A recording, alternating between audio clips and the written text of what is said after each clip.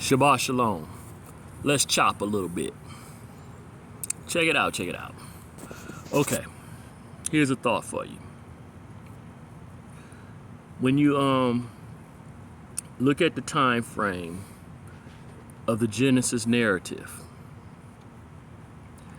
we can say over and over that Moshe wrote what's in Genesis.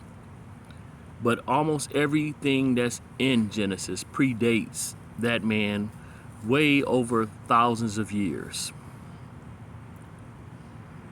So if that is the case, we know that he was not a direct witness and that he was basically speaking from what he was told. Thus, it was a level of hearsay, a second-hand conversation that he was sharing. Yes, it was from Yah, but the information predated him. So let's go back and deal with some of the information that he was given. In some of the information, you go back to Abraham, the one we call Father Abraham.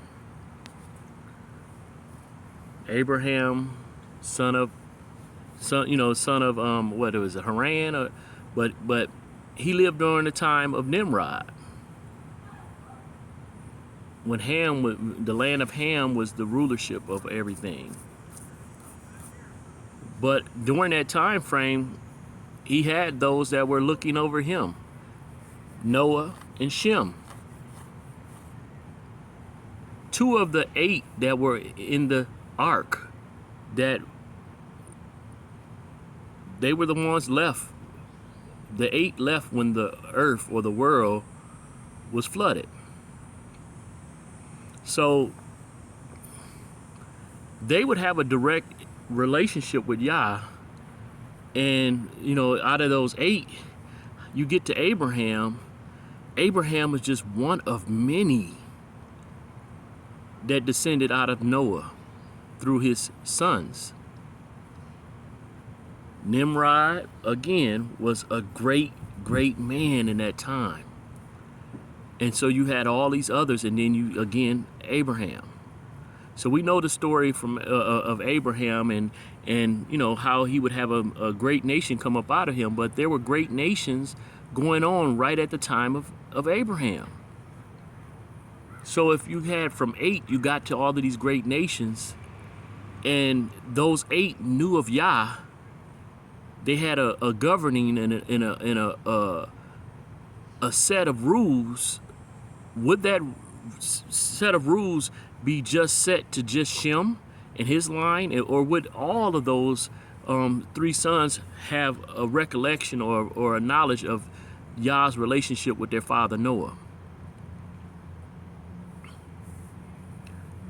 Would not documentation of the flood be something discussed between everyone on earth? Or only would Abraham's seed have information through Moses because what Yah told him? Or would it be something that would be spoken of? And so I've heard many people talk about these tablets of Ma'at. I've heard many people talk about, that a lot of things that Moses spoke of, he got out of Egypt. Now, if we believe the flood narrative, you have Ham, Shem, Japheth, you have their wives, Noah, and his wife. 8 people again. So Ham, one of his descendants is Mizraim, where Egypt comes from.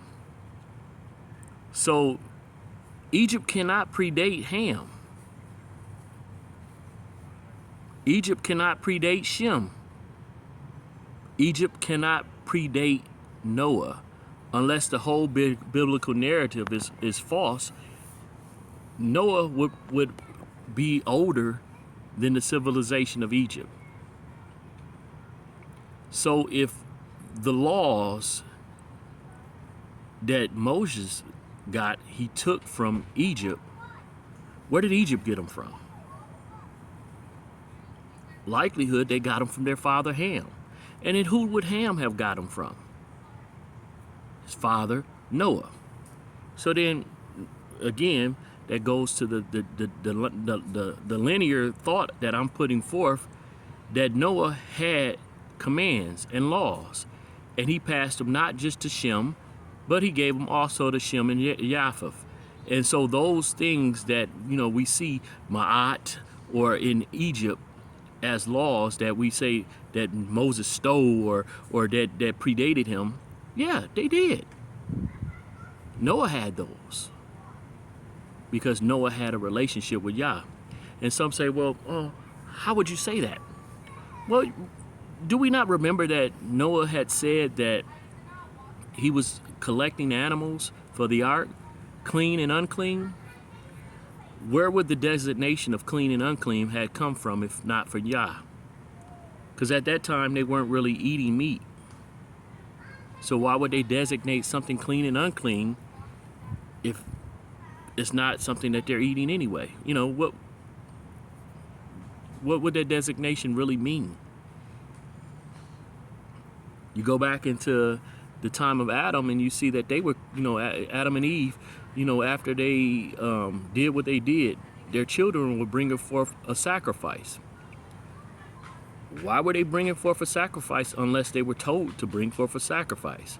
And why would Abel bring forth a worthy sacrifice and Cain not? If they, didn't have I guess stipulations on what the sacrifice should be, why would there be an issue of it not being suffice? Why would there be an issue? A lot of this stuff is like, okay, it may not be written directly out, may not be in an inner liner or whatever, but some of this stuff, it takes some thinking. I don't understand why many of us take it so hard when someone uses their brain and actually puts some thought to some things and asks some questions. Why is it so offensive? Some of this stuff is not that hard to put a thought to. Again, if the flood was a reality and you see the flood spoken of in all these other different religions, other different history and all that stuff, the flood happened. And if the flood happened as our book says, only 8 people had information and knowledge of what went on. And thus their children would have that same information. And if they had that same information, there probably would be spoken of or said in this culture and that culture the same thing, because they went their own separate ways. Just a thought. Have no problem with people saying Ma'at or saying that Egyptians had the law first. Not a problem, because it's obvious that Moses did not know who he was. He was raised up in the house of Pharaoh, so all his understanding and comprehension would come from Pharaoh first, then from his people, because he was not raised among them. So even if the laws existed amongst some people, where would he have learned them from? The same place that taught him everything else. Those that he claimed as his people at first. Those that he was raised to know as his people at first, before he realized and came to the comprehension that he was Israel. Just a thought. All right, Shabbat Shalom. Just wanted to talk on it. Think about it. Hallelujah.